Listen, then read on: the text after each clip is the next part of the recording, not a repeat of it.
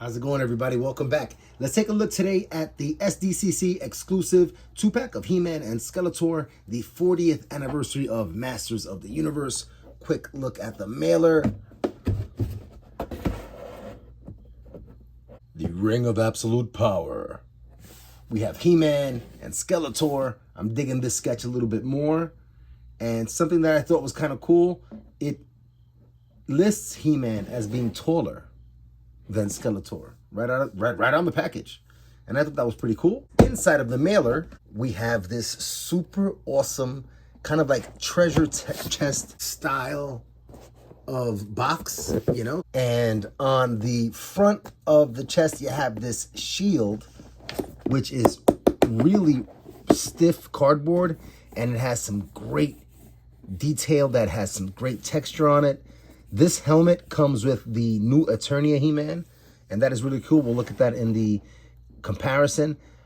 But I thought this shield was really awesome. I'm not going to keep the box. I'm not an in-box collector, but this shield I think is awesome and great for display, and I will kind of like pop it off the box and save it. Inside, we have our two figures. And something that caught my attention immediately on mine is that I have two right upper thighs and two right knees here on my He-Man figure. I reached out to Mattel and I'm waiting to hear back from them. So we'll see, and fingers crossed on that. Skeletor looks to be fine and no issues there, at least, you know, inside of the package. Really cool. And we can take this top portion of the blister off with this little red ribbon down here at the bottom. And we've got our two figures. We've got our two comics revealed. They are two unique comics, and they're pretty robust. They are not flimsy at all on the storytelling. I won't show you all of it, but I kind of like thumb through some pages. And you can see that they're heavy on text. Really cool visuals. Pretty sizable little stories there for mini comics. Cool artwork. Unique stories in each one. And heavy on the text. All right, let's get our figures and accessories out of the package and let's check them out. We've got He-Man set up with his sword. He does have a left foot and a right foot, so that kind of complements posing a little bit, but this craziness with the thigh and the knee, I really hope Mattel can help me out with that. But otherwise, let's take a look at what we've got going on. I can tell you right now that I was really impressed with how this, I guess the suede kind of faux suede material feels, but I was disappointed at how rigid this loincloth is. But other than that, it felt really great. And the skin texture on He-Man with the dark brown wash throughout looks really great in person. On Skeletor, I don't know if it comes across on camera, but it looks really gummy and shiny in person. And as I touched it, the jaw articulated. And I thought that was cool. Check that out. Really nice. It has a snap down and a snap up. Very cool. I thought that was really impressive. And also the blue. The blue on this particular Skeletor is very unique to all the others, and I really like it. I'm really digging it. Another thing I noticed, this He-Man here has the cross and not that new stylized H. So very cool. Some really nice details throughout here. And when I started looking at the accessories, what stood out to me was that these things are actually some kind of tin or metal. Plastic here on the handles and the wrap for the forearm, but on the front of the shield and the axe, these are real metal. The power swords, they have a really nice metallic finish. Look at that. These things are beautiful. They have weight to them. I love the style of them. They're very different from many of the other swords we've seen so far in Revelations. And that purple is rocking. I'm loving it. And they have weight to them. You know, metal on metal. And He-Man's power sword is the same. Looking at some more of the accessories, Skeletor has a new emotive hand. And I think it's really cool. Open and more relaxed. He's got his fist. And you see how it has the light blue plastic, but then it has like a darker blue wash, even on the fist. Really great paint deco on these figs.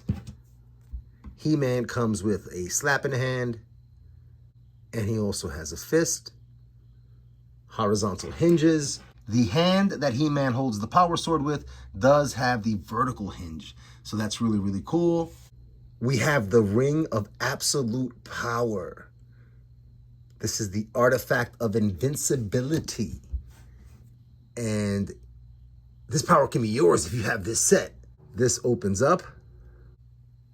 The 40th anniversary logo, really, really chill, very nice. And this ring is sizable, and it has some weight to it. It's not gonna fit on that finger. I guess I could be pinky ringing like that. Just a quick look at the power sword itself. It's got that same awesome metallic flaking inside of the paint. Beautiful stuff. The metal has that same heft to it. Really nice. All right, articulation for both of our figs is going to be the same, even though I have this unsightly sculpting mismatch right here. But let's take a quick look at what we've got going on. The upper diaphragm cut gives you this great movement, and I was really impressed by that. The head has really fluid rotation.